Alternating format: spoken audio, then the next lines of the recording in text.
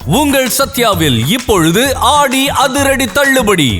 மாநில உரிமை என்று சொல்லிக்கொண்டு மாணவர்களின் எதிர்காலத்தை பாழடிக்கிறீர்கள். 15 பல்கலைக்கழகங்களில் துணைவேந்தர் இல்லை. நீங்க உங்க அரசியல் சண்டையை போடுறதுக்காக மாணவர்களை பலி கொடுக்கிறீர்கள். தேர்தலில் டெல்லி வர்சஸ் தமிழ்நாடு நீங்க இளைய தலைமுறை அதை நிராகரித்து விட்டது அல்லவா, திரும்ப அதையே பிடிச்சிட்டு தொங்குறீங்க அப்படின்னு இன்னொருத்தர் கேள்வி எழுப்பினார். இப்போ பிரச்சனை என்னன்னு கேட்டாக்கா, மாநில உரிமை என்று பேசுவதே மாணவர்களுக்கு இழைக்கும் துரோகம் என்று சித்தரிக்கும் அளவுக்கு, அதை தைரியமா பேசும் அளவுக்கு தமிழ் சமூகத்தின் அரசியல் பொதுவெளி சீர்குலைந்திருக்கிறது. கேரளாவில் 3 பல்கலைக்கழக துணைவேந்தர்கள், அதாவது ஆளுநரால் நியமிக்கப்பட்ட 3 பல்கலைக்கழக துணைவேந்தர்கள் RSS நூற்றாண்டு விழா நிகழ்ச்சி, மோகன் பகவத் தலைமை தாங்கிய நிகழ்ச்சி, அதில் பங்கேற்றிருக்கிறார்கள். மாநில உரிமைக்காக போராடக்கூடிய அத்தகைய போராட்டத்தில் முன்மாதிரியாக திகழ்ந்து வந்த தமிழ்நாட்டில் கடந்த 60 நாட்களாக என்ன நடக்கிறது, நாம் எதை பேசுகிறோம்? இந்து நாளேட்டில் ஒரு நடுப்பக்க கட்டுரை வந்திருக்கு. அந்த நடுப்பக்க கட்டுரை என்ன சொல்லுதுன்னா, ஜென்சியினுடைய மொழி பேரு,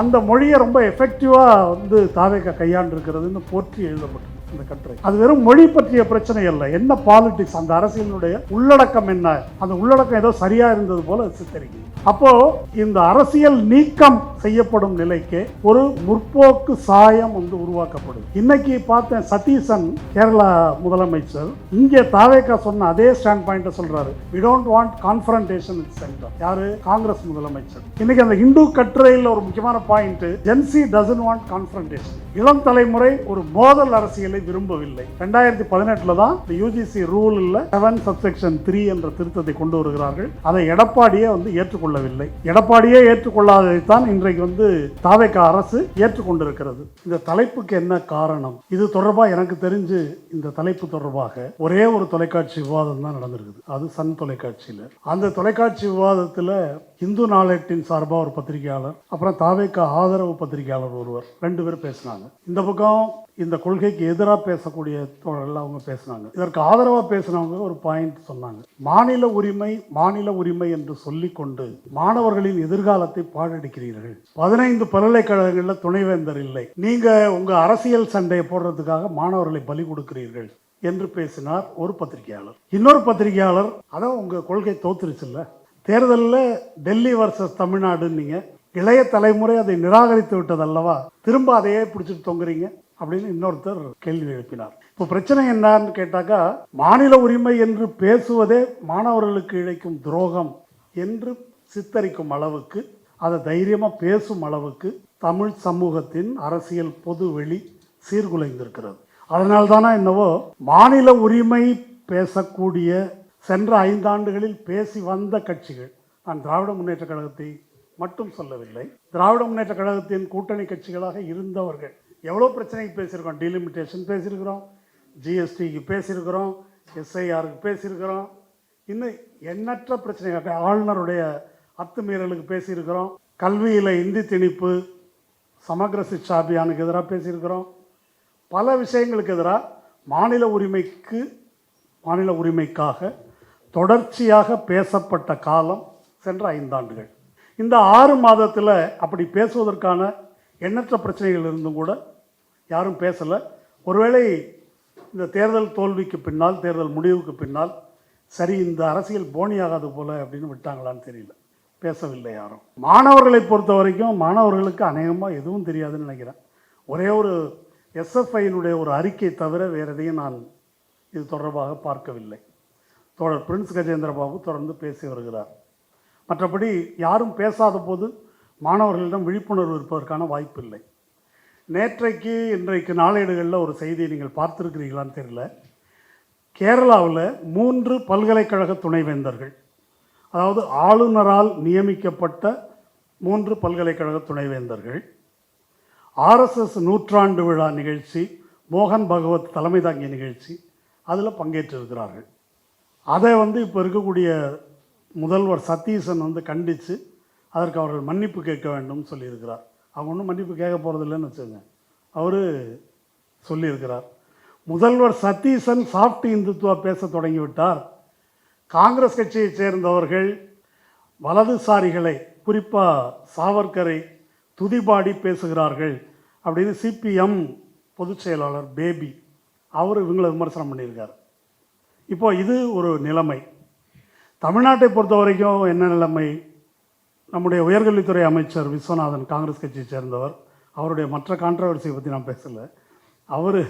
அவர் இந்த மாதிரி இந்த பல்கலைக்கழக துணைவேந்தருக்கான சர்ச் கமிட்டி அதன் எண்ணிக்கையை 3ஐ 5ஆக உயர்த்துவது, அதில் பல்கலைக்கழக மானிய குழுவுக்கு ஒரு நாமினியை அனுமதிப்பது அப்படின்னு ஒரு முடிவு எடுத்திருக்கிறோம். அதன் காரணமாக ஆளுநரோடு பேசி சுமூகமான ஒரு முடிவு எடுக்கப்படும். 15 பல்கலைக்கழகங்களுக்கும் துணைவேந்தர்கள் விரைவிலேயே நியமிக்கப்படுவார்கள் அப்படின்னு அவர் பேசியிருக்காரு. இது தொடர்பாக 2 மீட்டிங் நடந்திருக்குது. இந்த உயர்கல்வி அமைச்சகத்தின் மீட்டிங் முதல்வர் விஜய் தலைமையில் நடைபெற்றிருக்குது. அதை Indian express, new Indian express report பண்ணியிருக்காங்க. அந்த கூட்டங்களில் தான் இந்த முடிவு எடுக்கப்பட்டிருக்குது. இந்த பிரச்சனை பற்றி ஒருவேளை கொஞ்சம் மொபைல் ஆஃப் பண்ணிங்க.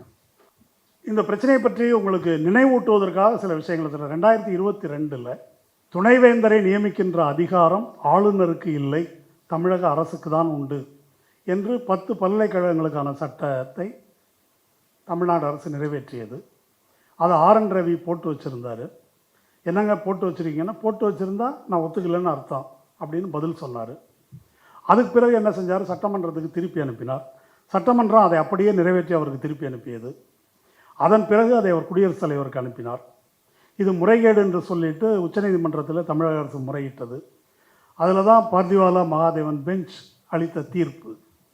அந்த தீர்ப்பு என்ன சொன்னது, அப்படி வரம்பற்ற முறையில் கிடப்பில் போட்டு வைப்பதற்கான அதிகாரம் ஆளுநருக்கும் கிடையாது, குடியரசுத் தலைவருக்கும் கிடையாது.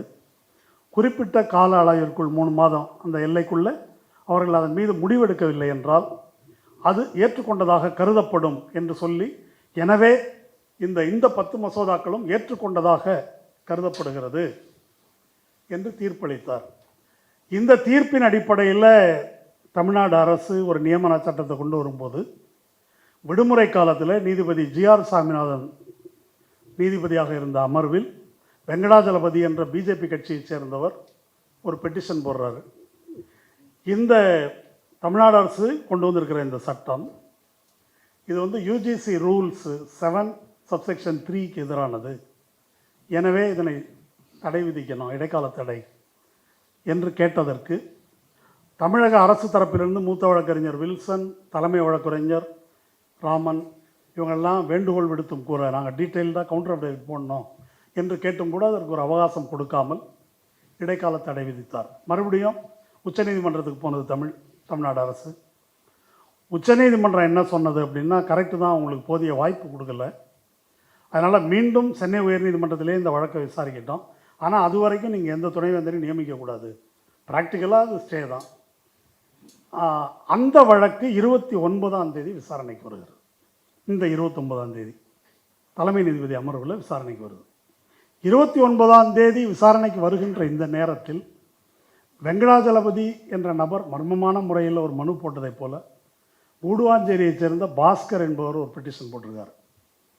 அந்த பெட்டிஷன் என்ன அப்படின்னு சொன்னால், யார் நியமித்தாலும் சரி, துணைவேந்தரை அரசு நியமித்தாலும் சரி, ஆளுநர் நியமித்தாலும் சரி, அதை கண்காணிப்பதற்கு ஓய்வு பெற்ற உயர்நீதிமன்ற தலைமை நீதிபதி ஒருவர் நியமிக்கப்பட வேண்டும் அப்படின்னு ஒரு பெட்டிஷன் போட்டிருக்கார்.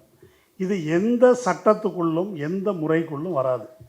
ஆனால் உயர்நீதிமன்றம் அந்த மனுவை ஏற்றுக்கொண்டு, நல்லது, உங்கள் வழக்கையும் 29ஆம் தேதி சேர்த்து விசாரிக்கிறோம் என்று ஏற்றுக்கொண்டிருக்கிறார்கள். அப்போது இப்படி இந்த ஆட்டம் ஆடப்படுகிறது.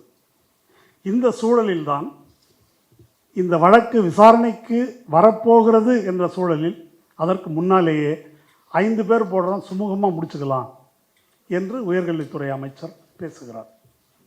இன்னொரு பக்கம் 20ஆம் தேதி நாடாளுமன்றத்தின் மழைக்கால கூட்டத்தொடர் தொடங்குகிறது. அந்த மழைக்கால கூட்டத்தொடரில் என்ன விசேஷம் என்றால், விக்சித் பாரத் சிக்ஷா அதிஷ்டான் என்று ஒரு புது மசோதா நிறைவேற்றத்துக்கு வர இருக்கிறது. பார்லிமெண்ட்ரி ஸ்டாண்டிங் கமிட்டியில் விவாதத்தில் இருக்குது. அது என்ன, விக்சித் பாரத் சிக்ஷா அதிஷ்டான்னாக்கா, யூஜிசி உள்ளிட்ட எல்லா உயர்கல்வியை நெறிப்படுத்தும் நிறுவனங்களையும் கலைத்து விட்டு ஒரே அதிகாரத்தின் கீழ் ஒன்றிய அரசு இதை கொண்டு வருகிறது. அது என்னன்றதை நம்ம பின்னால் பேசுவோம். அப்போது இந்த மாதிரி ஒரு சூழலில்தான், அபாயகரமான சூழலில்தான் நாம் இருக்கிறோம். ஆனால் இது எது பற்றியும் விவாதம் நடக்கலை. கடந்த திராவிட முன்னேற்ற கழக ஆட்சியின் போது 2-3 விஷயத்தை நம்ம சொல்லலாம். வக்ஃபு பில் வந்தது. வக்ஃபு பில்லு ஸ்டாண்டிங் கமிட்டியில் பரிசீலிக்கப்படும் போதே வக்ஃபு பில் பற்றிய விரிவான விவாதம் நடந்தது. கருத்து பிரச்சனை, ஆர்ப்பாட்டங்கள் இதெல்லாம் நடந்தது. அந்த மாதிரி வேறு டீலிமிட்டேஷன், அந்த பிரச்சனை வந்தபோது டீலிமிட்டேஷனுக்கு எதிராக கூட்டங்கள் நடந்தது, விவாதங்கள் நடந்தது. ஆனால் இன்றைக்கு இது மிக பாரிய பிரச்சனை. இது என்ன பாரிய பிரச்சனைன்னு சொன்னால், நம்முடைய எதிர்கால இளம் தலைமுறையை, உயர்கல்வி கற்பவர்கள் அனைவரையும் மாநில உரிமையை பறிப்பது மட்டுமல்ல, முற்று முழுதாக அவர்களுடைய மூளைகளை சங்கி மூளைகளாக மாற்றுவதற்கான ஒரு சதித்திட்டம். அப்படி ஒரு பிரச்சனை வர இருக்கிறது என்னும் சூழலில் அது பற்றிய விவாதம் எதுவும் இல்லை. இந்த சூழலில் தான் வாய்ஸ் ஆஃப் டிஎனில் இந்த கூட்டத்தை நடத்துகிறோம். இந்த பெரியாருடைய புகழ்பெற்ற மேற்கோள் ஒன்று இருக்குது. நான் ரொம்ப படித்தவனோ எல்லாரையும் விட பெரிய அறிவு நிரம்பியவனோ அல்ல, இந்த காரியத்தை செய்வதற்கு வேறு யாரும் தயாராக இல்லை என்ற காரணத்தினால் இதை என் தலைமையில் போட்டுக்கொண்டு செய்கிறேன் என்று அவர் சொன்ன மாதிரி, நானும் கல்வியாளர் இல்லை, நாங்களும் கல்வியாளர்கள் இல்லை. தோழர் அவர் கருணானந்தன் அவர்கள் பேராசிரியர், அவர் இந்த துறையை சார்ந்தவர். நான் கல்லூரி வாசலை கூட மிதித்ததில்லை. இப்போ பிரச்சனை என்ன அப்படின்னா, யாரெல்லாம் பேச வேண்டுமோ அவர்கள் பேசவில்லை. பேராசிரியர் பெருமக்கள், ஓய்வு பெற்ற பல கல்வியாளர்கள் அவங்களாம் இருக்கிறாங்க, அவர்கள் யாரும் பேசவில்லை. மாணவர்கள் தரப்பில் பேச்சில்லை, அரசியல்வாதிகள் தரப்பில் பேச்சில்லை. இந்த சூழலில் ஒரு பொது கருத்தை உருவாக்கும் பொருட்டு, அல்லது கேளாத செவிகள் கேட்கட்டும்னு பகத்சிங் சொன்னார் இல்லையா, அந்த மாதிரி ஏதோ ஒன்று கேட்குறவங்க அளவிற்காவது இது கேட்கட்டும் என்ற முறையில் இந்த கூட்டத்தை ஏற்பாடு செய்திருக்கிறோம். பேராசிரியர் கருணானந்தன் அவர்கள் இது பற்றி தொடர்ச்சியாக இத்தகைய பிரச்சனைகள் தொடர்ந்து பேசி வருபவர். அவர் அது இல்லாமல் எஸ்எஃப்ஐயிலிருந்து ஒரு மாணவர்கள் யாராவது பங்கேற்கணும் அப்படின்னு எஸ்எஃப்ஐயினுடைய தலைவர் ஒரு பெண், மிருதுலா என்ற பெண் தோழர், அவரை கேட்டால் அவங்க திருவனந்தபுரத்தில் இன்றைக்கி நிகழ்ச்சி இருக்குது, அதனால் வர இயலாதுன்னு சொன்னாங்க. மாணவர்களை பங்கேற்க செய்ய வேண்டும், மாணவர்கள் மத்தியில் இதை கொண்டு செல்ல வேண்டும் என்ற நோக்கத்திலும் தான் இந்த கூட்டம் ஏற்பாடு செய்யப்படுகிறது. அட்லீஸ்ட் இதற்கு பிறகாவது இந்த பிரச்சனை விரிவாக விவாதிக்கப்பட வேண்டும் என்று கோருகிறோம். 2 விஷயங்கள். ஒன்று, யுஜிசியினுடைய அத்துமீறிய மாநில உரிமையில் தலையிடுகின்ற அதிகாரம். பிறகு நாடாளுமன்றத்தில் வர இருக்கின்ற இந்த விக்சித் பாரத் என்ன அதிஷ்டான், சிக்ஷா அதிஷ்டான், அது யுஜிசிக்கும் சேர்த்து சமாதி கட்டப்போவது, ஒரேடியாக ஒன்றியத்தின் கையில் அதிகாரத்தை குவிப்பது என்ற 2 விஷயங்களை பற்றியும் ஒரு சித்திரமாக தொகுத்து சொன்னார் வரலாற்று ரீதியாக. நான் இந்த அறிமுக உரையில் சொன்னது போல, மாநில உரிமைக்காக போராடக்கூடிய அத்தகைய போராட்டத்தில் ஒரு முன்மாதிரியாக திகழ்ந்து வந்த தமிழ்நாட்டில் கடந்த 60 நாட்களாக என்ன நடக்கிறது, நாம் எதை பேசுகிறோம், ஏன் இது பற்றிய பேச்சு அரசியல் பொதுவெளியில் இல்லை என்பது மிக முக்கியமான ஒரு கேள்வி. இப்போ தாவேகா ஆட்சிக்கு வந்த பிறகு முதல்வர் 3 வாட்டி பேசியிருக்கிறார். ஒன்று சட்டமன்றத்தில் இப்படின்னாரு, அது பற்றி பல நாட்கள் விவாதம் நடந்தது. அப்புறம் திருச்சிக்கு போயிட்டு வாயில் நல்லா வருதுன்னாரு, அது பற்றி ஒரு ரவுண்டு விவாதம் நடந்தது. அப்புறம் இப்போ கரூரில் கொத்து பரோட்டான்னாரு, அதை பற்றி ஒரு சுற்று விவாதம்.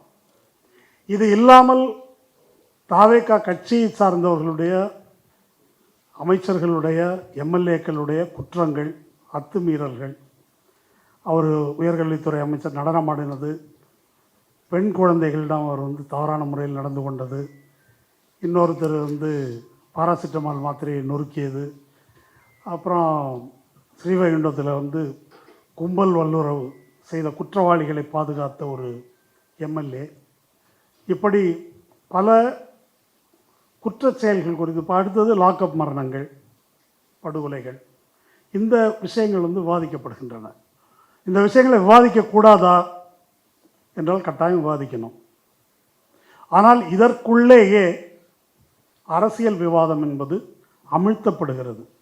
இது ஒரு வகையில் தேர்தல் பிரச்சாரத்தில் ஒன்றியத்துக்கும் மாநிலத்துக்கும் இடையிலான முரண்பாடு, தமிழ்நாட்டுக்கு மட்டுமல்ல, டெல்லி அதிகாரத்துக்கும் மாநில உரிமைக்கும் இடையில தான் போராட்டம் என்று திமுக சார்பில் முன்வைக்கப்பட்ட போது அவர் வந்து அதெல்லாம் பிரச்சனை இல்லை, பாசிசமாவது பாயாசமாவது, பிரச்சனை என்பது என்ன அப்படின்னாக்கா பெண்களுக்கு பாதுகாப்பு இல்லை, போதை மருந்து நடமாட்டம், ஊழல், இதெல்லாம் தான் பிரச்சனை, மற்றதெல்லாம் இஷ்யூவே கிடையாது என்பது அவர்களுடைய பிரச்சாரமாக இருந்தது.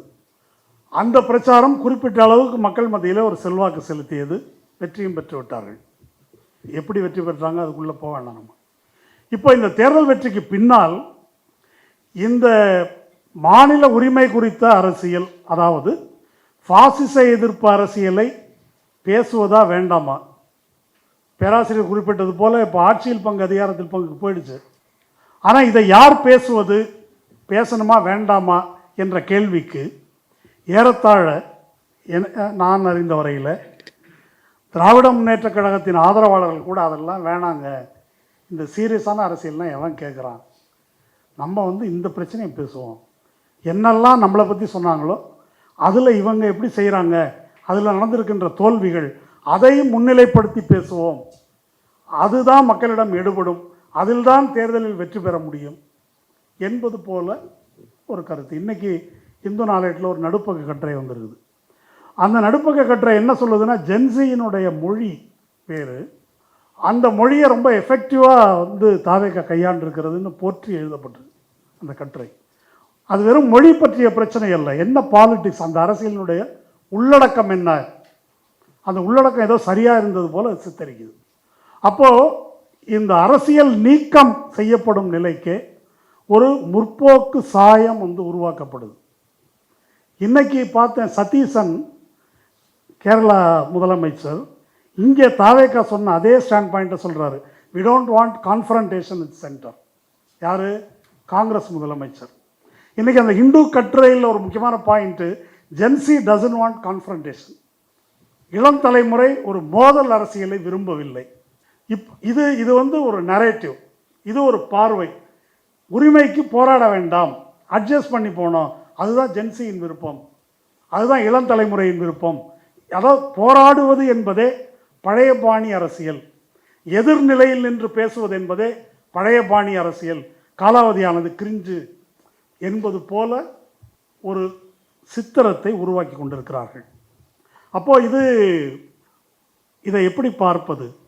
இது இல்லாமல் ஹெட்லைன் மேனேஜ்மெண்ட்ன்றது இந்த கட்சி செய்து வருகிறது, எப்படி திசை திருப்புவதற்கான வேலைகளை. இது வந்து மோடிகிட்டேருந்து அவங்க கற்றுக்கிட்டதாக நம்ம எடுத்துக்கலாம்.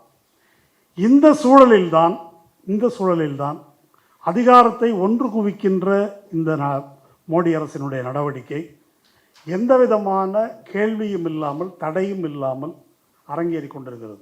டீலிமிட்டேஷன் பற்றி தமிழக அரசு சார்பாக, திராவிட முன்னேற்ற கழகம் சார்பாக சீரியஸான முன்னெடுப்புகள் எடுக்கப்பட்டன.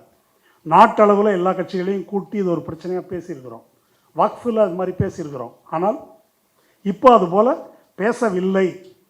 இந்த ஒன்றியத்தில் வந்து அதிகாரத்தை குவிப்பது என்பது அப்படி போகுது. ஏன் ஒன்றியத்தில் அதிகாரத்தை குவிக்கிறார்கள்? பேராசிரியர் சொல்லும்போது இந்த அதிகார வர்க்கம், யூஜிசியில் அமர்ந்திருக்கக்கூடிய ஆதிக்க சாதிகளைச் சேர்ந்த அதிகார வர்க்கத்தினுடைய இயல்பான சிந்தனை முறையே அப்படி தான் இருக்குது, அதிலிருந்து இது வருது அப்படின்றது ஒரு பாயிண்ட் சொன்னார். ஆனால் பிஜேபி ஏன் இதை செய்கிறது யோசித்து பார்த்தால், ஒரு 35 விழுக்காடு வாக்கு வாங்கியிருக்கிறாங்க. ஒரு இஸ்லாமிய எதிர்ப்பு, முஸ்லீம்கள் எதிர்ப்பு, இந்து மதவெறி அரசியல் அப்படின்றது ஒரு பாயிண்டில் ஒரு ஸ்டாச்சுரேஷன் பாயிண்ட் வந்துருச்சு. அது ஒரு 35 விழுக்காடு வாக்குக்கு மேலே அது தாண்ட மாட்டேங்குது. அது ஓரளவு அவர்கள் நிலைநாட்டி இருக்கிறார்கள் எல்லா இடத்துலையும். அதுக்கு மேலே அது கடந்து செல்ல மறுக்கிறது. இப்போ அதுக்கு மேலே என்ன செய்வது? அது கருத்தியல் ரீதியாக ஒரு வெல்ஃபேர் ஸ்டேட், மக்கள் நல அரசு என்பதை முன்வைக்கக்கூடிய திராவிட மாடலாக இருக்கட்டும், அல்லது சிபிஎம் கட்சியினுடைய அரசாக இருக்கட்டும், அதை வந்து கருத்தியல் ரீதியாக அவர்களால் மோதி முறியடிக்க முடியவில்லை. வலதுசாரி அரசியலை வைத்துக்கொண்டு. அப்போ என்ன செய்ய வேண்டியிருக்குதுன்னாக்கா, அதிகாரத்தின் மூலமாக இதை நிலைநாட்ட வேண்டியிருக்கிறது. அதைத்தான் இந்த யூஜிசியில் அவர்களுடைய இந்த நடவடிக்கையாக இருக்கட்டும், இப்போ வரக்கூடிய விபிஎஸ்ஏ இருக்கு இல்லையா, அந்த புதிதாக வர இருக்கின்ற அந்த சட்டமாக இருக்கட்டும், அதைத்தான் அவர்கள் செய்ய விரும்புகிறார்கள். இந்த ஒன்றியத்தில் அதிகாரத்தை குவிப்பது என்பது அவர்களுடைய பார்வையில் ஒரு வாதத்துக்கு எடுத்துக்கொண்டால் அது நேர்மறையான விளைவுகளை எப்போதாவது ஏற்படுத்தி இருக்கிறதா, அப்படி ஏற்படுத்திய அனுபவம் இருக்கிறதா என்றால் கிடையாது. தமிழ்நாடு கிராஸ் என்ரோல்மெண்ட் ரேஷியோவில் அல்லது தமிழ்நாடு கேரளா போன்ற மாநிலங்கள் அடிப்படை கல்வி கட்டமைப்பை உருவாக்குவதில், கல்வி அறிவை பரப்புவதில் முன்னணியில் இருக்குது. ஒன்றிய அதிகாரம் என்பதை குவித்து வைத்துக் கொண்டிருக்கின்ற காங்கிரஸோ பாரதிய ஜனதா கட்சியோ அதை செய்யவில்லை. ஏன் இங்கே நடந்தது, ஏன் அங்கே நடக்கவில்லை? ஒரே விதமான சட்டங்கள் தான் அமலில் இருந்திருக்குது. அவங்க ஏன் செய்யலை, இங்கே ஏன் செய்தார்கள் என்றால் அதற்கு 3 காரணங்கள் சொல்லலாம். ஒன்று, இதை செய்வதற்கான ஒரு சோஷியல் மூமெண்ட், சமூக இயக்கம் இங்கே இருந்தது. அது கேரளாவின் பொதுவுடைமையார் இயக்கமாக இருக்கட்டும் அல்லது தமிழ்நாட்டில் திராவிட இயக்கமாக இருக்கட்டும், சமூக நீதியை முன்வைத்து போராடுகின்ற ஒரு 100 ஆண்டு பாரம்பரியமுள்ள ஒரு இயக்கம் இருக்குது. அது ஒரு அரசியல் இயக்கமாக சோஷியல் ஜஸ்டிஸ் என்பதை தன்னுடைய அரசியலாக முன்வைத்து அந்த திட்டங்களை நிறைவேற்றுகின்ற நிலைமை இங்கே இருந்தது 67க்கு பின்னால். இது 2வது. 3வது, இதை செய்யக்கூடிய அட்மினிஸ்ட்ரேஷன் இந்த இடங்களில் இருந்தது, நிர்வாகம். இது 3மே அவர்களிடம் இல்லை அப்படின்றது தான் பிரச்சனை. இதை சரி செய்வதற்குத்தான், இதை தாண்டிய தன்னை நிலைநாட்டிக் கொள்வதற்குத்தான் இதை இந்த சட்டங்களை யூஜிசி அதிகாரத்தை குவிப்பதையோ மற்றதையோ அவங்க செய்கிறாங்க. இந்த விஷயங்கள் குறித்து பேசாமல் இருப்பதற்கு தான் இந்த அரசியல் நீக்கம் என்பது செய்யப்படுகிறது. இந்த அரசியல் நீக்கம் என்பது பிஜேபி பாலிடிக்ஸ் இங்கே காலூன்றுவதற்கு ரொம்ப வாட்டமானது.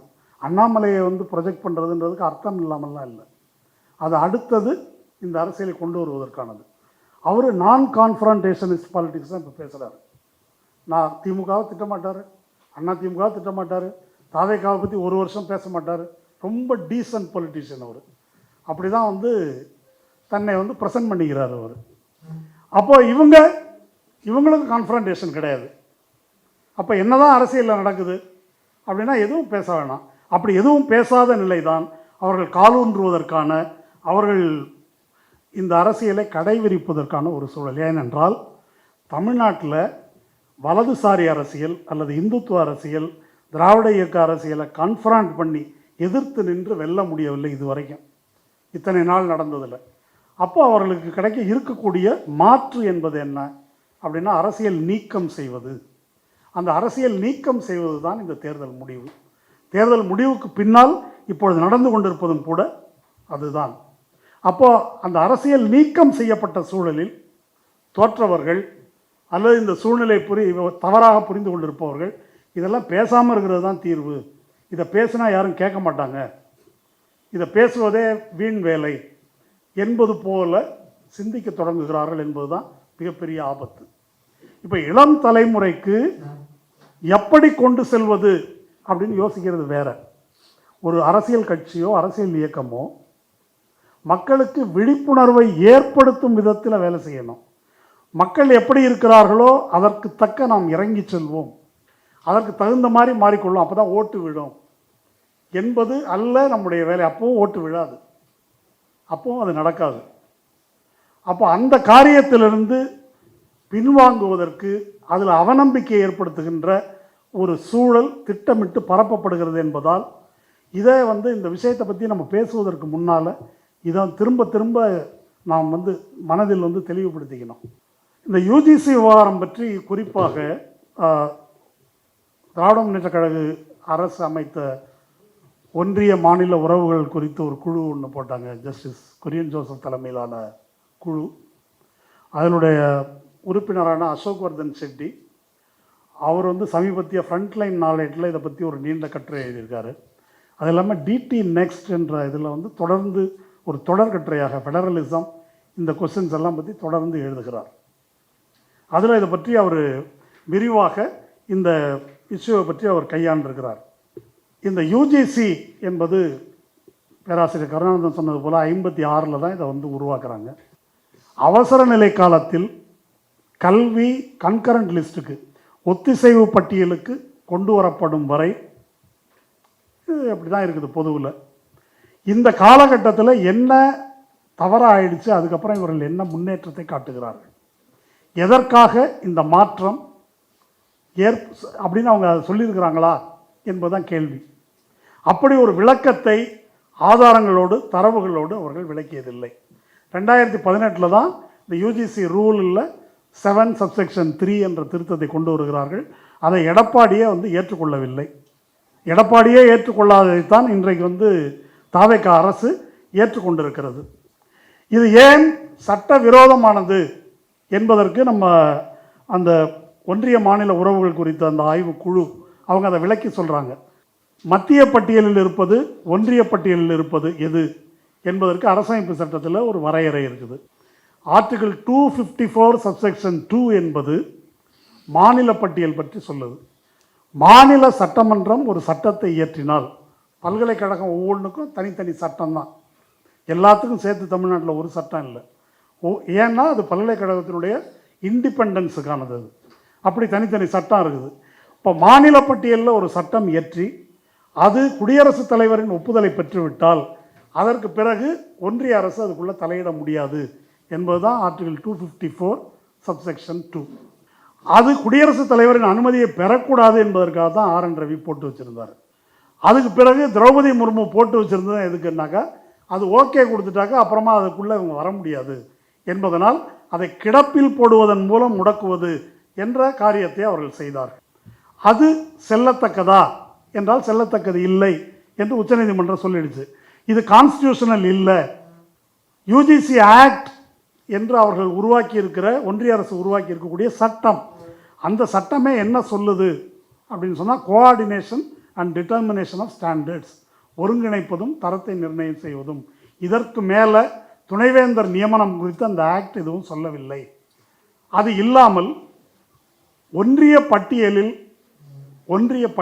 என்ட்ரி 44 அது வந்து பல்கலைக்கழகங்கள் தொடர்பான விஷயத்தில் ஒன்றியத்துக்கு அதிகாரம் கிடையாது என்று தெளிவுபடுத்துகிறது. இதெல்லாம் வந்து நம்ம இப்போ இந்த 29ஆம் தேதி வழக்கு வருது இல்லையா, இப்போ அந்த விவாதங்கள்லாம் வரும். அதை ஒட்டி நாம் தெரிந்து கொள்ள வேண்டிய விஷயங்கள். அப்போ யூஜிசி ஆக்டில் இல்லாத, சட்டத்தில் இல்லாத ஒரு விஷயத்தை சட்டத்துக்கு கீழ் உள்ள விதிமுறையில் கொண்டு வர முடியுமா? கான்ஸ்டியூஷன் இருக்குது, அதுக்கு பிறகு நாடாளுமன்றம் அல்லது சட்டமன்றம் இயற்றுகின்ற சட்டம் இருக்குது, அதற்கு பிறகு இயற்றப்பட்ட அந்த சட்டத்தின் அடிப்படையில் வகுக்கப்படுகின்ற விதிமுறைகள் இருக்குது. இப்போ அந்த விதிமுறை மாநில அரசு இயற்றுகின்ற சட்டத்திற்கு மேல் செல்வாக்கு செலுத்த முடியுமா என்பதுதான் திரும்ப திரும்ப எழுப்பப்படுகின்ற கேள்வி. இந்த கேள்விக்கு நம்முடைய நீதிமன்றங்கள் 2 விதமாக குழப்பமாக தீர்ப்புகளை அளித்திருக்கிறார்கள். 2 விதமான தீர்ப்பு இருக்குது. ஒன்று, மாநில சட்டமன்றத்தின் அதிகாரத்தை யூஜிசி ரூல்ஸ் மீற முடியாது என்பது ஒரு பிரிவு. இன்னொரு பிரிவு தீர்ப்புகள் எப்படி சொல்கிறாங்கன்னா, அந்த யூஜிசி ரூல்ஸ் என்பது நாடாளுமன்றத்தின் முன் வைக்கப்பட்டு விட்டதால் அது ஒன்றியத்தின் சட்டமாக அதை அப்படி வந்து கருதப்பட வேண்டும். அது ஏதோ கோயிலில் சாமி முன்னால் வச்சா அது பிரசாதன்ற மாதிரி, அப்படி முன் வைக்கப்படுவதற்கெல்லாம் அப்படி அதிகாரம் கிடையாது என்று மறுத்து மற்ற தீர்ப்புகள் வந்து சொல்லியிருக்கின்றன. இப்போது இப்படி முரண்பட்ட தீர்ப்புகள் சொல்லியிருப்பதை காட்டி ஓய்வு பெற்ற நீதிபதி A.K. ராஜன் வந்து அதை தெளிவுபடுத்தி இருக்கிறார். இதில் முரண்பாடெல்லாம் எதுவும் இல்லை. அரசமைப்பு சட்டத்தின்படி என்ட்ரி 32 என்பது மாநில பட்டியலில் என்ட்ரி 32 என்பது பல்கலைக்கழகங்கள் மீது மாநில அரசுக்குரிய அதிகாரத்தை பேசுகிறது. ஒன்றிய பட்டியலில் என்ட்ரி 44 என்பது ஒன்றிய அரசின் அதிகாரங்களை பேசுது, அதில் பல்கலைக்கழகம் கிடையாது. இது 2ஐயும் சேர்த்து பார்த்தால் ஒன்றியத்துக்கு இதில் எந்த வேலையும் இல்லை என்று தெளிவாக தெரியும் அப்படின்னு விளக்குறார். இந்த சட்ட நுணுக்கங்களுக்குள்ளே அதிகம் போக வேண்டாம். இப்போ என்ன பிரச்சனைனாக்கா, அவர் அசோக்வர்தன் செட்டி எழுதுகிறார், இவ்வளவு பிரச்சனை இருக்குது, முரண்பாடு இருக்குது, இது கான்ஸ்டியூஷனல் பெஞ்சுக்கு போய் ஒரு தீர்வு கண்டிருக்க வேண்டும். ஆனால் எந்த கட்சியும் இதை கான்ஸ்டியூஷனல் பெஞ்சுக்கு கொண்டு போய் தீர்வு காண்பதற்கான முயற்சியை எடுக்கவில்லை அப்படின்றத அவர் சுட்டி காட்டுறார். இது ஒரு உண்மை. இது அப்படியே கிடப்பில் போடப்பட்டது. இப்போ அது இந்த இடத்துல வந்து நிற்குது. இது மானியக்குழு என்று சொல்லிக் கொள்வதற்கான அருகதை இருக்கா? அதுக்கு பேர் மானியக்குழுன்னு சொல்கிறாங்களே. முக்கியமான டேட்டா ஒன்று அவர் சொல்கிறாரு. 2014-15 இந்த பல்கலைக்கழக மானிய குழுவுக்காக ஒதுக்கப்பட்ட தொகை 8,905 கோடி ரூபாய். 2014-15 மோடி அப்போ தான் வர்றாரு. அந்த 8,905 கோடி ரூபாயில் பல்கலைக்கழகங்கள் 2 விதம்.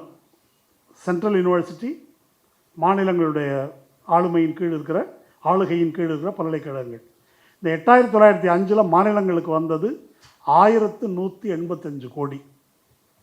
அதாவது இதில் 13 விழுக்காடு தான் மாநிலங்களுக்கு, 87 விழுக்காடு சென்ட்ரல் யூனிவர்சிட்டிக்கு தான் போயிருக்குது.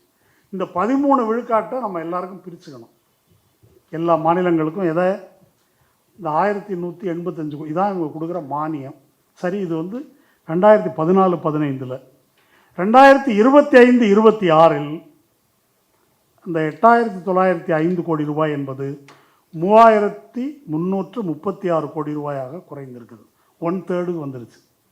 அதில் மாநிலங்களுக்கு வழங்கப்படுவது 62 கோடி, அதாவது 2%. 62 கோடி தமிழ்நாட்டுக்கு இல்லை, எல்லா ஸ்டேட்டுக்கும் சேர்த்து. இது ஒரு மானிய குழு. இவன் அதிகாரத்துக்கு நம்ம கட்டுப்படணும். இது எவ்வளோ பெரிய கேலி கூத்து! இது ஒரு மிஸ்நாமர். அப்படி ஒரு மானிய குழுன்னு சொல்வதற்கான அருகதை கிடையாது. முட்டாளுக்கு ஞானதேசிகன்னு பேர் வைக்கிற மாதிரி இதுக்கு அது மானிய குழு என்று சொல்லிக் கொள்வதற்கு கிடையாது. அதே போல் அவர்களுக்கான அதிகாரம் என்பது அதிகபட்சம் போனால் கிராண்ட் கொடுக்க மாட்டேன்னு சொல்கிறதுக்கு மேலே வேறு அதிகாரம் கிடையாது. இப்படிப்பட்ட ஒரு யுஜிசி, சட்ட ரீதியாகவே இப்படிப்பட்ட ஒரு நிலை. அப்படி இருக்கும்போது அந்த நாமினியை நான் ஏற்றுக்கொள்ளுகிறேன், 5 பேர் போட்டுக்கிறோம், ஆளுநர் அதை தீர்மானிக்கட்டும் என்று இந்த அரசு ஏன் சொல்கிறது? அப்படி சொல்லிட்டாக்கா அதில் அவங்க சொல்கிற ஒரு வாதம் என்னென்னா, எப்படியும் நம்ம தானே மெஜாரிட்டி, 5ல் 3 மெஜாரிட்டி. ஒன்று ஆளுநருடைய நாமினி, ஒன்று யூஜிசி நாமினி, ஒன்று சிண்டிகேட் நாமினி, ஒன்று கவர்மெண்ட் நாமினி, இன்னொரு நாமினி நமக்கே கொடுக்குறாங்க. இப்போ 3 தானே மெஜாரிட்டி அப்படின்னு இவர்கள் பேசுகிறார்கள். அர்த்தமற்றது. அது நியமிக்கின்ற அதிகாரம் யாருக்கு இருக்குது? ஆளுநருக்கு தான். அப்போ இந்த பல்கலைக்கழக துணைவேந்தரை, ரொம்ப தரமான ஒரு துணைவேந்தரை நியமிக்கின்ற அதிகாரம் பொருந்திய ஆளுநர் இருக்கார்ல, அவருடைய தகுதி என்னன்னாக்கா 35 வயசாக இருக்கணும், இந்திய குடிமகனாக இருக்கணும். அதுக்கு மேலே எந்த அருகதையும் எந்த கல்வி தகுதியும் கவர்னருக்கு வேண்டும் என்று அரசமைப்பு சட்டம் சொல்லலை. கைநாட்டாக இருந்தால் கூட ஓகே தான். அவர் துணைவேந்தரை தீர்மானிக்கலாம். அப்போ இப்போ இன்னைக்கு துணைவேந்தர்கள் எப்படி நியமிக்கப்படுகிறார்கள் நமக்கு தெரியும். கேரளாவுடைய உதாரணத்தை நான் சொன்னேன். துணைவேந்தரால் ஆளுநரால் நியமிக்கப்பட்ட துணைவேந்தர்கள் 3 பேர் மோகன் பகவத் பங்கேற்ற RSS நூற்றாண்டு விழாவில் பங்கேற்றிருக்கிறார்கள். அப்போ ஆளுநரால் எந்த துணைவேந்தர், எப்படிப்பட்ட துணைவேந்தர் நியமிக்கப்படுவார் என்பதற்கு அதிகம் விளக்கம் தேவையில்லை. அந்த துணைவேந்தர் என்ன மாதிரி ஆசிரியர்களை, என்ன மாதிரி ஊழியர்களை கொண்டு வருவார், என்ன மாதிரியான பாடத்திட்டம் வரும் என்பதெல்லாம் நம்ம சொல்ல தேவையில்லை. அப்படி துணைவேந்தரையே நியமிக்கலான்னா அப்புறம் செனட்டு, சிண்டிகேட்டு எல்லாத்தையும் தலையிடுவார்கள். எல்லாவற்றிலும் அவர்கள் தலையிட முடியும் என்பதுதான் நிலை. இப்போ இந்த நிலைக்கு ஏற்றுக்கொள்வதை நோக்கித்தான் தற்போது தாவேக அரசு கொண்டு வர இருக்கின்ற இந்த சட்ட திருத்தம் வழிவகுக்குது. இதை பற்றி ஏன் அதிகம் பேசணும்னா, இப்போ கூட்டணி கட்சின்னு கொஞ்சம் பேர் போயிருக்கிறாங்க. இவங்கெல்லாம் இந்த கேபினெட்டில் இதுவரைக்கும் யாரும் பேசலைங்க. நான் சொல்வது போல் SFI ஒரு அறிக்கை விட்டுருக்குறாங்க. இதுவரைக்கும் ஒருவேளை அந்த தவறாக இருந்து திருத்தலாம். CPI, CPM, VCK, இந்த விஸ்வநாதன் இப்படி பேசியிருக்கிறாரு. அதை கண்டித்து யாருமே பேசலை, அதை எதிர்த்து யாரும் பேசலை. என்றால் இன்றைக்கி செய்தி என்னென்னா, CPIயும் கேபினெட்டில் பங்கேற்க போகுது அப்படின்ற மாதிரி ஒரு செய்தி உலாவது. அது எவ்வளோ உண்மைன்னு தெரியல. அப்போ இவர்கள் எதுவுமே பேசலை அப்படின்னா என்ன செய்ய நினைக்கிறார்கள்? இத்தனையும் செய்துவிட்டு இது மாநில நலன் வர்சஸ் மாணவர் நலன் என்று ஒரு சித்திரத்தை, ஒரு விவாதத்தை கொண்டு வர்றாங்க. அப்போ இதுவரைக்கும் தமிழ்நாடு அடைந்திருக்கின்ற முன்னேற்றம் என்பதெல்லாம் மாநில உரிமையின் காரணமாக, மாநில அரசு, தேர்ந்தெடுக்கப்பட்ட ஒரு மாநில அரசு ஒரு கொள்கையை அமல்படுத்த முடிந்த காரணத்தினால தான் இந்த நம்ம லிட்ரஸியில் மேலே இருக்கிறதோ, கிராஸ் என்ரோல்மெண்ட் ரேஷியோவோ, ஸ்டெம் கிராஜுவேட்ஸ் அதிகம் இருக்கிறதோ, அல்லது மருத்துவர்கள் அதிகம் இருக்கிறதோ, அல்லது கல்வியில் பல திட்டங்கள் அறிமுகப்படுத்தப்பட்டிருப்பதோ, இது எல்லாமே எப்போ சாத்தியமாகுதுன்னாக்கா மாநில அரசுக்கு கொள்கை வகுக்கின்ற அதிகாரம், அதற்காக நிதி ஒதுக்கீடு செய்ய முடிகின்ற அதிகாரம், இதெல்லாம் இருக்கும்போது மட்டும்தான் அது சாத்தியமாகிறது. அதை ஒரேடியாக முடிவுக்கு கொண்டு வருவது என்ற நோக்கத்தில்தான் இந்த விக்சித் பாரத் சிக்ஷா அதிஷ்டான் என்பது இப்போது நாடாளுமன்றத்தில் வரப்போகுது. அது என்ன கதியாக போகுதுன்னு எனக்கு தெரியல. அது பற்றிய போதிய விவாதம் நடக்காமல் இருப்பது பெரும் கவலையை தருகிறது. இது 20ஆம் தேதி வரப்போகுதுன்றதுனால இதை பற்றி நாம் தெரிஞ்சு கொள்ளணும். முதல் பாயிண்ட்டு, 3 யூஜிசியை அது மூட்டை கட்டிடுது. அடுத்தது all India council for technical education, அதையும் மூடிடுறாங்க. அப்புறம் national council for teachers education, அதையும் மூடிடுறாங்க. அடுத்தது கவுன்சில் ஃபார் ஆர்கிடெக்சர், அதையும் மூடிடுறாங்க. இதெல்லாம் கிடையாது, எல்லாம் சேர்ந்து ஒரே அமைப்பு. அது இந்த விபிஎஸ்ஏ இந்த அமைப்பு. இதில் ஏற்கனவே யூஜிசியில் 12 உறுப்பினர்களில் 10 பேர் அகடமிக்ஸ், அரசால் நியமிக்கப்பட்டவர்களாக இருந்தாலும் 2 பேர் அதிகாரிகள். இப்போ 5 பேர் அதிகாரிகள், 7 பேர் கல்வியாளர்கள் இப்போ மாற்றத்தில். அது இல்லாமல் மெம்பர் செக்ரட்டரி தலைவர். கிளாஸ் 47 என்ன சொல்லுதுன்னா, இந்த bill empowers the centre to over rule the commission. ஒரு கமிஷன் நியமிக்கிறாங்க, ஆனால் ஒன்றிய அரசு இவங்க எடுக்கிற முடிவை ஓவர் ரூல் பண்ண முடியும். அந்த முடிவு சரியில்லை என்று மோடி அரசு கருதினால் அதை ஓவர் ரூல் பண்ணலாம். அடுத்து clause 24 allows government to remove members chairman, யாராக இருந்தாலும் 24 யாரை வேணால் எப்போ வேணால் நீக்கலாம். இவ்வளோதான் அதனுடைய இறையாண்மை. அதுக்கு அடுத்தது விசியை பற்றி அது என்ன சொல்லுது? எனக்கு தெரிஞ்ச வரைக்கும் விசியை பற்றி அதில் எதுவும் சொல்லலை. அது அந்த இடம் பிளாங்காக இருக்குது. ஆனால் அது எலிஜிபிலிட்டி, ஓவராலாக இதை நிர்வாகம் செய்யக்கூடிய சூழல் பற்றி சொல்வதற்கு அதற்கு இருக்கின்ற அதிகாரம், இதையெல்லாம் வச்சு பார்க்கும்போது அவங்க சொல்லாத ஒரு ஆள் விசியாக வர முடியாது. விசிக்கான தகுதியை அவங்க கொண்டு வந்துடுவாங்க. அதிகாரம் என்பது இங்கே இருக்கும். அதனால் அவன் சொல்கிறவனை தவிர வேறு யாரும் இங்கே விசியாக வர முடியாது என்ற சூழல் அதில் ஏற்படும். அடுத்து டீம்டு யூனிவர்சிட்டின்னு ஒன்று கிடையாது. இந்த பில் வந்துருச்சுனாக்க க்ளோஸ் பண்ணிடுறாங்க. அது இல்லாமல் கல்லூரிகளே நேரடியாக டிகிரி கொடுக்கலாம். அதுக்கான அங்கீகாரத்தை இவர்கள் வழங்குவார்கள். யார்? விபிஎஸ்ஏ நேரடியாக வழங்கும். அந்த மாதிரி மாற்றம். அடுத்தது, இந்த விபிஎஸ்ஏ யூனிவர்சிட்டி, இந்த பல்கலைக்கழக மானிய குழு மாதிரி மானியம் எதுவும் கொடுக்காது. என்ன செய்யணும்னு மட்டும்தான் சொல்லும். அப்போ செலவுக்கு என்ன செய்கிறது? அது நீங்களே பார்த்துக்க வேண்டியது. செலவை கல்லூரிகளே பார்த்து கொள்ள வேண்டும். செலவை கல்லூரிகளே பார்த்துக்கணும், ஃபினான்ஷியல் ரிசோர்ஸை தேடிக்கொள்ள வேண்டும் என்றால் அதனுடைய விளைவு என்னவாக இருக்கும்? ஸ்டூடெண்ட் ஃபீஸ் ஏறும். ஸ்டூடெண்ட் ஃபீஸ் ஏறினதுனால என்ன விளைவு ஏற்படும்? ஒடுக்கப்பட்ட சமூகங்களிலிருந்து வருகின்ற மாணவர்கள், எஸ்சி, ஓபிசி, எஸ்டி பிரிவுகளிலிருந்து வருகின்ற மாணவர்கள் படிக்க முடியாது. அல்லது அடாத இதுக்கு எஜுகேஷன் லோன் வாங்கணும், கட்ட முடியாமல் தவிக்கணும். ஆக முன்ன கட்டாய இலவச கல்வி என்பது இருப்பதற்கு முந்தைய காலத்துக்கு, வெள்ளைக்காரன் காலத்துக்கு கொண்டு போகிறது, ரிவர்ஸில் கொண்டு போகிறது. பணம் இருக்கிறவங்க மட்டும்தான் படிக்க முடியும் என்பதை நோக்கி தள்ளி செல்வது. அடுத்து ரிசர்ச், ஆய்வு தொடர்பான விஷயங்களுக்கு அதை முழுக்க என்ன செய்கிறாங்கன்னா, இண்டஸ்ட்ரியோடைய ப்ரையாரிட்டிக்கு ஏற்ப அப்படி தள்ளி விட்டுறாங்க. அப்படி அவர்களுடைய தேவைக்கு ஆய்வு. அமெரிக்காலெலாம் இப்படி தான் இருக்குது. அந்த மாதிரி அவர்களுடைய தேவைக்கு அவங்கள்ட்டேருந்து ஃபண்டு வாங்கிட்டு தான் ஆய்வு செய்யணும். அதனுடைய விளைவு என்னவாக இருக்கும்? அதனுடைய விளைவு என்னவாக இருக்குன்னா, ஹியூமனிட்டிஸ், ஃபிலாசபி, எத்திக்ஸ், இதுக்கெல்லாம் எவனாவது பணம் கொடுப்பானா? இதெல்லாம் வருமானத்துக்கு உள்ளதில்லை. ஒரு கிரிட்டிக்கல் திங்கிங் இதில் தான் வரும். அதிகாரத்தை கேள்விக்குள்ளாக்குகின்ற, சமூக நீதி பேசுகின்ற, நியாய அநியாயம் பற்றி பேசுவது, இதெல்லாம் ஹியூமனிட்டிஸ் யார் பேசுகிறாங்களோ அங்கேருந்து தான் வரும். வெறும் என்ஜினியரிங், மேத்தமேட்டிக்ஸு, சயின்ஸு, இந்த ஆய்வுகள் தொழில்துறைக்கு தேவைப்படுகின்ற, முதலாளிகளுக்கு தேவைப்படுகின்ற அந்த ஆய்வுகளிலிருந்து இத்தகைய மாணவர்கள் ஒருபோதும் உருவாக முடியாது, சாத்தியமில்லை. அப்போ நிதி ஒதுக்கீடு என்பதை பொறுத்த வரைக்கும் இதுதான். அதற்கு மேல் ரொம்ப முக்கியமாக ஆசிரியர்கள், பேராசிரியர்கள் பேராசைக்காரர்கள் ஆயிட்டாங்கன்னு சொன்னார். அதில் ஒரு விஷயம் இருக்குது. ஒன்றிய பல்கலைக்கழகங்களுடைய சங்கம் இதை எதிர்த்துருக்குது. முக்கியமாக அவங்களுடைய கவலை என்ன அப்படின்னா, யூஜிசி சொல்லக்கூடிய சர்வீஸ் கண்டிஷன்ஸ் எல்லாம் எடுத்துடுறாங்க. இப்போ அந்தந்த காலேஜ் அதை வகுத்து கொள்ளலாம். அதன் பொருள் என்ன அப்படின்னாக்கா, கேஷுவலைசேஷன் ஆஃப் அகடமிக் லேபர். இன்றைக்கி எப்படி கான்ட்ராக்டில் இருக்கிறாங்களோ அதை அங்கங்கே அவங்க பார்த்துக்கலாம். அப்போது கல்வியாளர்கள், பேராசிரியர்கள் எனப்படுவோருக்கு எந்த கௌரவமான ஊதியமோ அது கிடையாது. அவங்களும் நிரந்தரமான கான்ட்ராக்ட் பணியாளர்களாக்கப்படுவார்கள். அடுத்தது ஆய்வு. தோழர் பேசும்போது ஒன்று சொன்னார், ஆளுநர் தலையிட்டார் எதை பேசுவது எதை பேசக்கூடாது என்பது பற்றி. சமீபத்தில் ஒரு விஷயம் ரிப்போர்ட் ஆகிருக்கு. ஜாமியா மில்லியா இஸ்லாமியா யூனிவர்சிட்டி, அங்கே ஒரு தலித் பேராசிரியர், அந்த பேராசிரியர் தன்னுடைய வகுப்பு மாணவர்களுக்கு ஆய்வுக்கான பொருளாக ஒன்று சொல்கிறார். அது என்னென்னா, இந்தியாவில் சிறுபான்மை முஸ்லீம்களுக்கு எதிரான தாக்குதல்கள், அதை பற்றி ஒரு கட்டுரை வரைக, ஒரு ஆய்வு கட்டுரை வரைக அப்படின்னு அவர் சொல்கிறார்.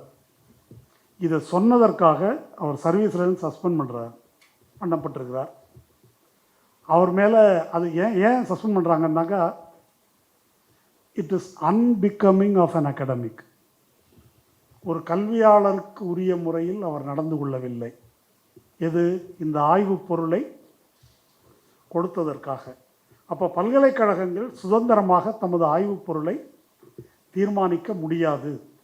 அபூர்வானந்தன் டெல்லி ப்ரொஃபஸர் வயரில் ஒரு கட்டுரை எழுதியிருக்காரு. அது இன்னும் டேஞ்சரஸாக இருக்குது வட இந்தியாவில். பேராசிரியர்கள் உரையாற்றும் போது மாணவர்கள் ஆடியோ ரெக்கார்ட் பண்ணுறாங்க. ஒரு வார்த்தை ஏதாவது எக்ஸ்ட்ரா போட்டாக்கா அவர் மேலே கிரிமினல் கேஸே வரும். அதனால் கிளாஸில் பேசும்போது பயப்பட வேண்டி இருக்கிறது.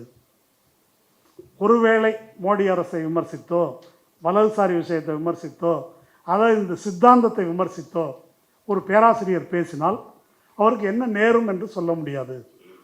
ஆடியோ பதிவு பண்ணுறாங்க, அதனால் பேசும்போதே நாக்க உள்ளே இழுக்குதுன்றார். இதெல்லாம் ஏற்கனவே நிலவுகின்ற சூழல். இப்போ இந்த பில் சட்டமாக மாறினால் நேரக்கூடியது என்ன என்பதை நாம் எல்லாரும் யோசிச்சுக்கலாம். எதிர்கால தலைமுறை எப்படி இருக்கும் என்பதை நம்ம யோசித்து பார்க்கலாம். ரெண்டாவது, யூஜிசி இப்போ ஏற்கனவே இந்த பிபிஎஸ்ஐ பில் வருவதற்கு முன்னாலேயே யூஜிசி தனக்கு கீழே இருக்கக்கூடிய பல்கலைக்கழகங்களில் ஒரு இந்தியன் நாலேஜ் சிஸ்டம் என்ற அதன் அடிப்படையில் ஆய்வுப் பொருள்கள், பாடத்திட்டங்கள் இதையெல்லாம் அறிமுகப்படுத்தியிருக்கு. கல்வி காவிமயமாதல் பற்றி தோழர் சொன்னார். சில ஆண்டுகளுக்கு முன்னால் அரவிந்தன் நீலகண்டன் என்று வலதுசாரி சிந்தனையாளர்னு சொல்லலாம், அவரை சொல்லிக்கலாம், சிந்தனையாளர் ஒருத்தர் ஒரு நூல் எழுதினார், இந்திய அறிதல் முறை அப்படின்னு சொல்லி. அறிதல் முறையிலேயே இந்திய அறிதல் முறைன்னு ஒன்று இருக்குது அப்படின்னு சொல்லி ஒரு நூல் வெளியிட்டார். அதுக்கு மத்திய அமைச்சர்கள்லாம் வந்திருந்தாங்க, ஒன்றிய அமைச்சர்கள்லாம். இப்போது இது இந்தியன் நாலேஜ் சிஸ்டம் அப்படின்னா என்ன? இந்தியன் நாலேஜ் சிஸ்டம் அப்படின்னு ஒன்று இருக்குதா அப்படின்னா என்ன என்பதற்கு எந்த விளக்கமும் சொல்லப்படவில்லை. ஆனால் இதற்கு கீழே யூஜிசி 18 கோர்ஸ் அறிமுகப்படுத்தியிருக்கிறாங்க பல்கலைக்கழக மானியக் குழு. எதுன்னு நான் சொல்கிறேன். It recommends incorporating elements of India's traditional knowledge in the curriculum in areas including mathematics, astronomy, philosophy, yoga, architecture, medicine, agriculture, engineering, linguistics, literature, sports, games, governance, polity, conservation. இது எல்லாத்துலேயும் பாரம்பரிய இந்திய ஞானம், அல்லது ஜெயமோகன் சொல்கிற மாதிரி இந்திய ஞான மரபு, அதை பாடத்திட்டத்தில் கொண்டு வந்திருக்கிறாங்க. அதில் ஐஐடி அதில் 27 ரிசர்ச் இது வரைக்கும் போயிருக்குது. 2 வருஷம் 20 லட்ச ரூபா பணம் கொடுக்குறாங்க. என்ன ஆய்வு செய்வதற்கு? இது எந்தெந்த ஐடியில்னா IIT Mandi, IIT Madras, IIT Gandhinagar, இதெல்லாம் நடந்திருக்குது. தலைப்பு என்ன அப்படின்றது ரொம்ப முக்கியம். தலைப்பு ஐஐடி மாண்டியில் முக்கியமான தலைப்பு மறுபிறவி பற்றி. கான்ஷியஸ்னஸ் அண்ட் வெல்பீயிங், அதில் ரீஇன்கார்னேஷன் என்பது ஒரு ஆய்வுக்கான ஐஐடி தலைப்பு. அது என்னங்க ரீஇன்கார்னேஷன்லாம் மறுபிறப்பெல்லாம் ஒரு ஆய்வு பொருளாக வைக்கலாமா அப்படின்ற கேள்விக்கு ஒரு அருமையான பதில் சொல்லியிருக்கிறாங்க. குவாண்டம் ஃபிசிக்ஸ் வந்தபோது அதையே சூடோ சயின்ஸுன்னு அப்போ சொன்னாங்க. அதுபோல் மறுபிறப்பையும் இன்றைக்கி நீங்கள் சூடோ சயின்ஸுன்னு சொல்கிறீங்க. இது பற்றியும் ஆய்வு செய்யுங்க, இருக்கலாம்ல. இது ஒரு இன்னொரு அறிதல் முறை. இது முன்ன பின்னவீனத்துவ கோஷ்டி வந்து இது மாதிரி பேசிகிட்டு இருந்தாங்க ஃபிலசாபிக்கலாக. இது ஒரு அறிதல் முறை. இது ஐஐடியில் நடக்கிற ஆய்வு. அடுத்து யூஜிசி அண்டர் கிராஜுவேட் கோர்ஸில் நாரத புராணத்தில் இருக்கக்கூடிய கணிதம் மற்றும் ஜாமெட்ரி, இது வந்து யூஜிசி கோர்ஸுக்கு இது. அடுத்தது அதே யூஜிசி கோர்ஸுக்கு பஞ்சாங்கம், அதாவது இந்தியன் கேலண்டர். வெறும் பஞ்சாங்கம் மட்டும் இல்லை, அன்றைக்கி எப்படி எல்லாம் கணிச்சாங்க அது மட்டும் இல்லை, நல்ல நேரம் குறிப்பது பற்றி, ஆஸ்பீஷியஸ் டைம் குறிப்பது, அது இருக்குது. அடுத்து கெமிஸ்ட்ரி கரிக்குலம். அது எப்படி தொடங்குதுன்னா சரஸ்வதி வந்தனத்தோடு தொடங்குது. சரஸ்வதிக்கும் கெமிஸ்ட்ரிக்கும் என்ன தொடங்குது தெரியல. அது வந்து சரஸ்வதி வந்தனத்தோடு தொடங்குது. பிறகு கௌட்டில்யரின் அர்த்த சாஸ்திரம், பகவத்கீதை, இதெல்லாம் lessons of leadership. Be the லீடர்ஸுக்கு வந்து பயன்படும் நினைக்கிறேன். லெசன்ஸ் ஆஃப் லீடர்ஷிப்புக்கு கௌடில்யன் அர்த்த சாஸ்திரம் இருக்குது. அப்புறம் Vedic architecture to create healthy indoor environment. வேத காலத்தில் ஏது ஆர்கிடெக்சர் எனக்கு புரியல. பர்ணசாலை தான், ஓலை குடிசைகள் தான். இப்போது வேதிக் ஆர்கிடெக்சர் ஆனது அது எதுக்குன்னாக்கா இது மாதிரி வெல்பீயிங்க்கு, ஹெல்த்தி என்விரான்மெண்ட்டுக்கு. அடுத்தது தற்கொலை எண்ணத்தை தடுப்பதற்கு வேதிக் சொல்யூஷன். அதை தடுப்பதற்கு வேதத்தில் சொல்லியிருக்கக்கூடிய தீர்வுகள். இதோட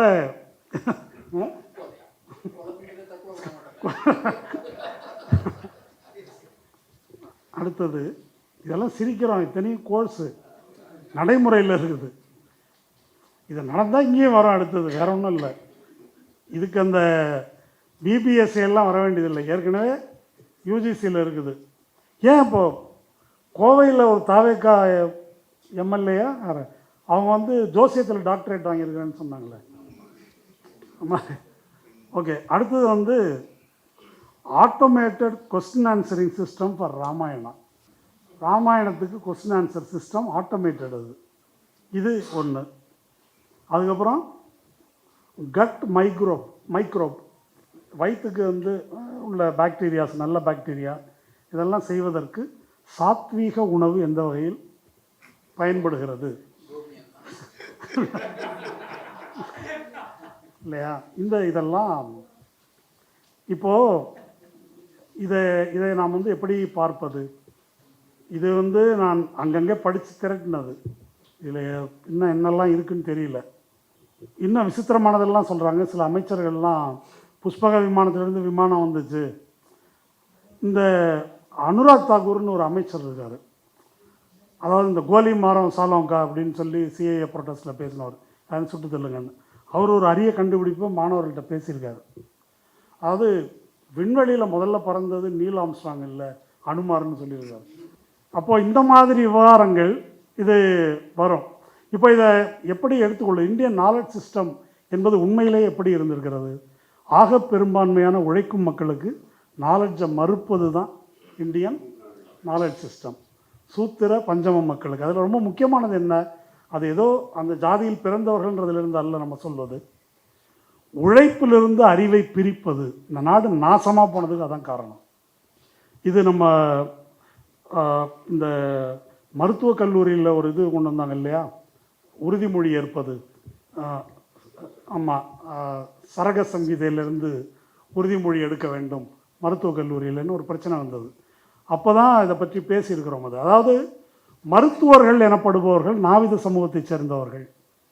அது நம்ம ஊரில் தான் அப்படி இருக்குதுன்னு இல்லை. மனுஸ்மிருதியில் நாவிதர்களுக்கு பேர் அம்பஸ்த என்று பெயர், மருத்துவர்களுக்கும் அதான் பேர் மனுஸ்மிருதியில். நியாயமாக அந்த நவீன மருத்துவ கல்வி வரும்போது அந்த தொழிலில் இருந்த மக்களுக்கு முன்னுரிமை கொடுத்து அவர்களை மருத்துவர்களாக்கி இருந்தாக்கா இந்த நாடு விளங்கியிருக்கும். இது ஒவ்வொரு துறைக்கும் நம்ம வந்து பொருத்தலாம். ஆனால் மருத்துவர்களை பற்றிய மனுஸ்மிருதியினுடைய பார்வை என்ன? மருத்துவன் கையால் சோறு திங்கிறதும் தொழுநோயாளி கையால் சோறு தின்பதும் ஒன்று. மருத்துவன் தொட்டாக்க 3 வாட்டி குளிக்கணும்னு இருக்குது. இதுதான் மருத்துவர்களை பற்றிய மனுஸ்மிருதியின் பார்வை. இது ஒரு சான்று. பார்ப்பனர்கள் ஏற்கலப்பையை தொடக்கூடாது, இதெல்லாம் இருக்கு இல்லையா? அது போல் அப்போ உழைப்பை தீண்டத்தகாததாக இழிவானதாக கருதுவது, அவங்களுக்கு நாலேஜ் தேவையில்லை, அறிவிலிருந்து அவர்களை விலக்கி வைப்பது என்பது தான் இந்திய அறிவு மரபு என்பதில் இருந்திருக்கு ஒன்று. ரெண்டாவது, இந்திய அறிவு மரபு அப்படின்னு ஒன்று இருக்குதா, அதை அப்படி சொல்ல முடியுமா அப்படின்றது முக்கியமான கேள்வி. இந்திய அறிவு மரபுன்னு ஒன்று இருக்குதா? அப்படி கிடையாது. பல இனங்கள், பல மொழிகள், பலவிதமான மக்கட்கூறுகள் இங்கே இருக்குது. முரண்பட்ட பல அறிவு மரபுகள் இருக்குது.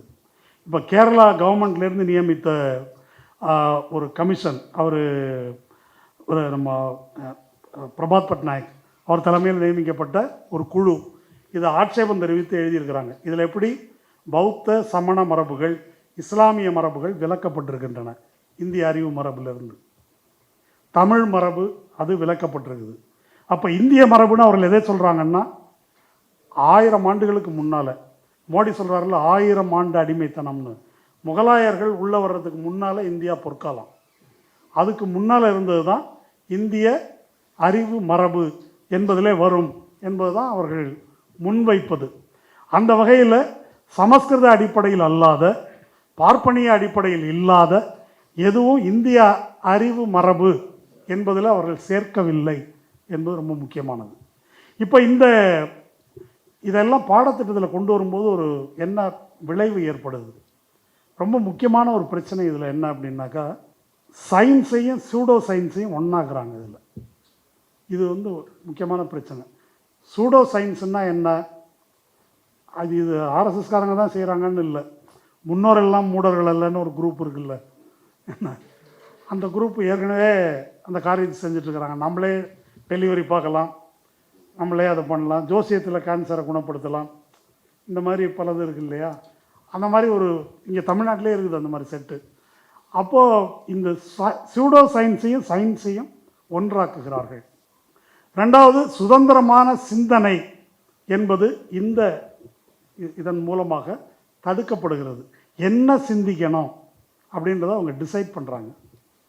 அடுத்தது, கேரளா மினிஸ்டர் ஒருத்தவங்க எழுதியிருக்கிறாங்க, ராமராஜ்யம் இருக்கு இல்லையா, அதை எதோட கம்பேர் பண்ணுறாங்கன்னாக்கா, இப்போ கார்ப்பரேட் சோஷியல் ரெஸ்பான்சிபிலிட்டியோட கம்பேர் பண்ணுறாங்க. ராமராஜ்யத்தை அரசுக்கு அது எப்படி இருக்கணும், அதோட கண்டினியூவேஷன் தான் இந்த கான்செப்ட் என்று அதை நிறுவுகிறார்கள். அடுத்தது, ஒரு மைத்தாலஜி, இப்போ நம்ம பேசணும் இல்லையா, அனுமார் பறக்கிறாரு, விமானம் பறக்குது, இந்த மித்தையும் சயின்ஸையும் இணைப்பது. நம்ம உடம்பில் 8 சக்கரமோ 10 சக்கரமோ இருக்குது, அப்புறம் குண்டலினி இருக்குது, இதெல்லாம் ஒரு ஆள் அறுத்து பார்த்துருக்குறோம் ஏற்கனவே, உள்ளே எங்கே இருக்குது சக்கரம், பாடி புணத்தை தான் அறுத்து பார்த்துருக்குறோம். அதையும் இப்போ நவீன விஞ்ஞானத்தையும் ஒன்றுபடுத்துவது, வரலாற்றில் பித்தலாட்டம் செய்வது. வரலாற்று பித்தலாட்டம் எந்த அளவு பித்தலாட்டம் அப்படின்னா, இந்திய விடுதலை போராட்டம் பற்றி சாவர்கருடைய புத்தகம் என்ன, அது சேர்க்கப்பட்டிருக்குது. அதில் முகலாயர்களுடைய பங்களிப்பு விளக்கப்பட்டிருக்குது. இப்போ அக்பர் காலத்திலேயே அவர் இதில் சான்ஸ்கிரிட்டில் இருந்த பாஸ்கராச்சாரியாவுடைய லீலாவதி என்ற நூலை ஒரு கணித நூல், அதை அரபிக்கில் மொழிபெயர்க்கிறார். இந்தியாவினுடைய முதல் எழுதப்பட்ட வரலாறு அல்பெருனி. அவர் பெரிய சான்ஸ்கிரிட் ஸ்காலர், கஜினி முகமது அவையில் இருந்தவர். கஜினி முகமதை வேறு காரணத்துக்கு தான் நமக்கு தெரியும். அவர் இந்தியா முழுவதும் சுற்றுப்பயணம் செய்து அன்றைய இந்தியாவின் வரலாற்றை தொகுத்திருக்கிறார். இப்போ இவங்களுடைய இந்த கான்ட்ரிபியூஷன் ஒரு பெரிய பட்டியல் இருக்குது. அவுரங்கசீப்புடைய தம்பி தாராஷிகோ தான் கீதை உள்ளிட்ட நூல்களை ஏற்கனவே வெள்ளைக்காரனுக்கு முன்னால் பர்ஷியனில் அரபிக்கில் மொழிபெயர்த்தவர். இந்த மாதிரி அவங்களுடைய கான்ட்ரிபியூஷன் எல்லாமே அதில் இருட்டடிப்பு செய்யப்பட்டிருக்கு. அதே போல் பக்தி இயக்கம், சாதி மறுப்பு இயக்கம், அது அம்பேத்கர்லேருந்து பெரியார்லேருந்து அது எல்லாமே இதிலேருந்து ஒதுக்கப்படுது. இதெல்லாம் பட்டியல் போட்டு போகலாம். இது எல்லாம் சேர்ந்து ஒரு மெசேஜை நமக்கு சொல்லுது. பல்கலைக்கழகங்கள் என்பது சுதந்திரமாக சிந்திப்பதற்கான தளமாக இருக்கணும். அதற்குரிய சுதந்திரம் அதற்கு வழங்கப்பட வேண்டும்.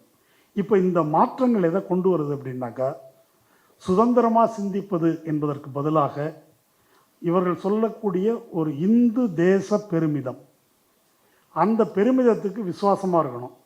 அந்த பெருமிதத்துக்கு முரணான எதையும் நீங்கள் சொல்லக்கூடாது. அந்த காலத்தில் பெரியார் எடுத்துக்கிட்டால் அதான் இருக்குது. முட்டாள்தனங்களை அவர் பட்டியல் போடுறாரு, ஏன்னா அறிவு இல்லாமல் இருக்குது.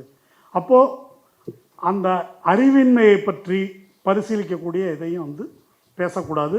எல்லாமே ஏற்கனவே இருந்தது என்று பேச வேண்டும்.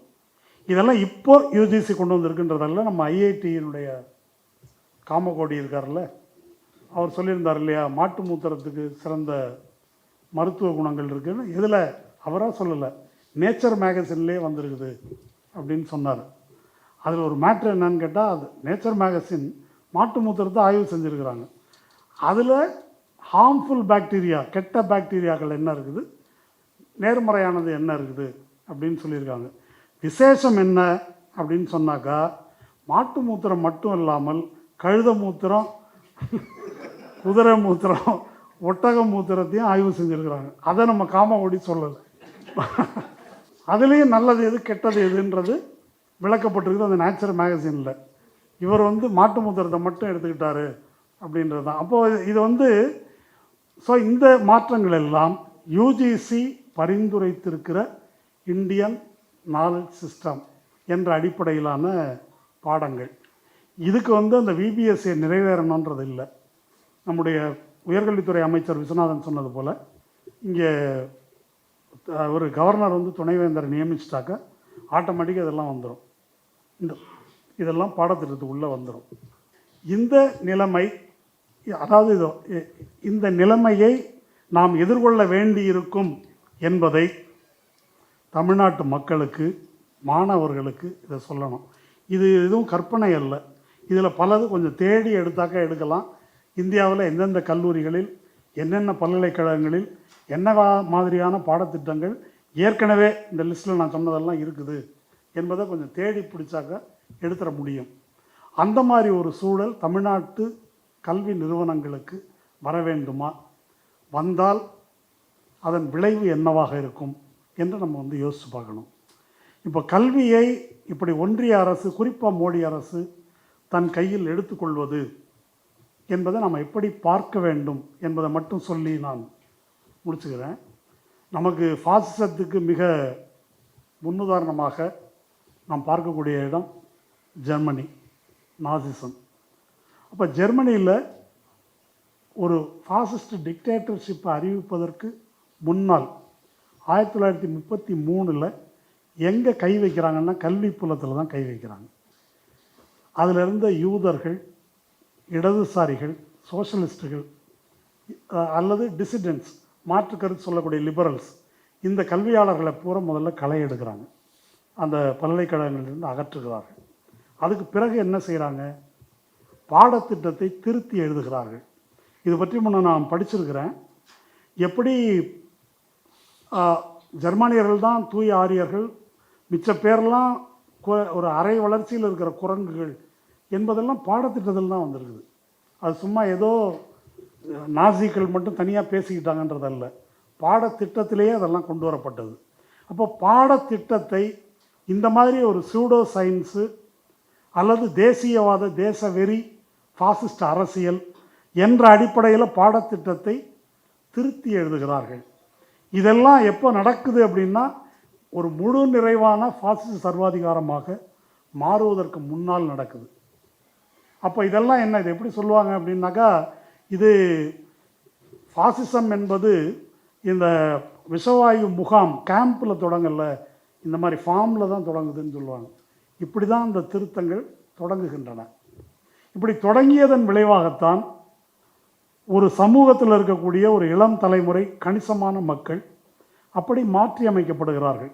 எப்படி மாற்றி அமைக்கப்படுகிறார்கள்? பச்சை படுகொலை செய்வதற்கு, மில்லியன் கணக்கில் யூதர்களை அல்லது பிற நாட்டு மக்களை கொலை செய்வதற்கு கொஞ்சம் கூட வருத்தப்படாத, குற்ற உணர்ச்சி கொள்ளாத அப்படி ஒரு தலைமுறையை உருவாக்குகிறார்கள். இந்த கல்வி என்பது நம்முடைய இளைய தலைமுறையை அப்படி மாற்றி அமைக்கும். அன்கிரிட்டிக்கல், நம்ம சுயமரியாதை மண், பெரியார் மண் என்று சொல்லிக் கொள்ளுகிறோம். பெரியாருடைய முத்திரை வாக்கியம் என்ன? நான் சொல்லுகிறேன் என்று நம்பாதே, உன்னுடைய சொந்த அறிவை கொண்டு யோசித்து எது சரின்னு படுதோ அதை நம்பு என்று சொல்லக்கூடிய, என்று பயிற்றுவித்த ஒரு மண்ணில் இந்த இந்த பகுத்தறிவுக்கு எதிரான இந்த சிந்தனை பரவுமானால், இது புதுசாக பிஜேபி தான் கொண்டு வரணுன்றது இல்லை. ஏற்கனவே நம்ம ஊரில் அதுக்கு போதுமான அளவு களம் இருக்குது. ரொம்ப எளிய உதாரணம் கரூர்.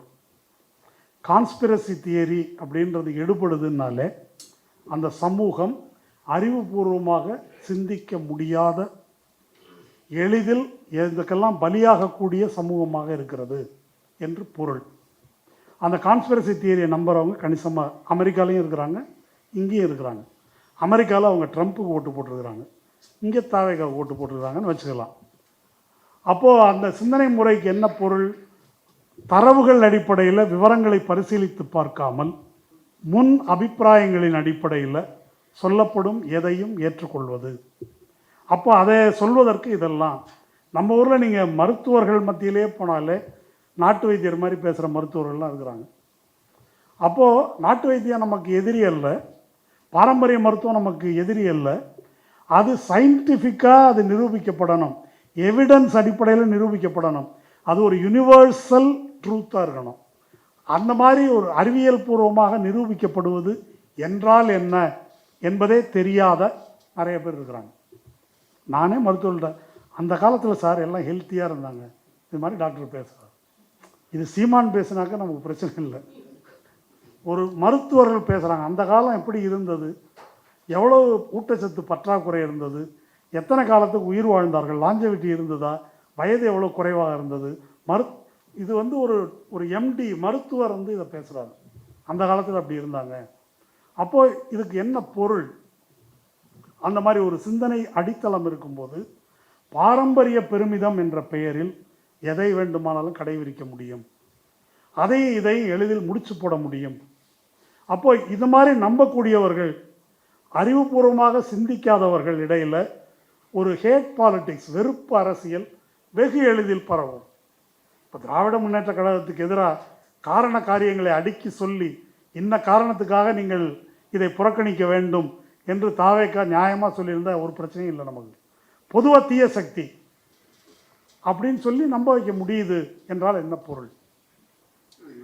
இதுக்கும் வந்து இஸ்லாமிய எதிர்ப்பு வெறுப்பு அரசியலுக்கும் என்ன வேறுபாடு? இப்போ இந்த மாதிரி சிந்திக்கக்கூடியவர்கள் வெறுப்பு அரசியலுக்கு பலியாக மாட்டார்கள் என்பதற்கு என்ன கேரண்டி, என்ன உத்தரவாதம்? இதை சொன்னால் நம்பக்கூடியவர்கள், அதை சொன்னால் ஏன் அதை விட இன்னும் அதிகமான வாய்ப்பு அதில் தான் இருக்குது, நம்ப வைப்பதற்கான வாய்ப்பு.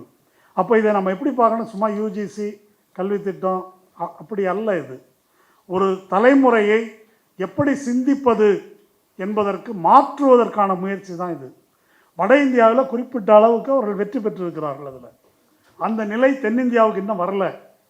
கர்நாடகாவில் எதிர்ப்பு இருக்குது, கேரளாவில் எதிர்ப்பு இருக்குது, தமிழ்நாட்டில் எதிர்ப்பு இருக்குது, ஆந்திராவில் கூட சந்திரபாபு நாயுடு சில அம்சங்களில் ஒரு எதிர்ப்பு தெரிவிக்கிறார்.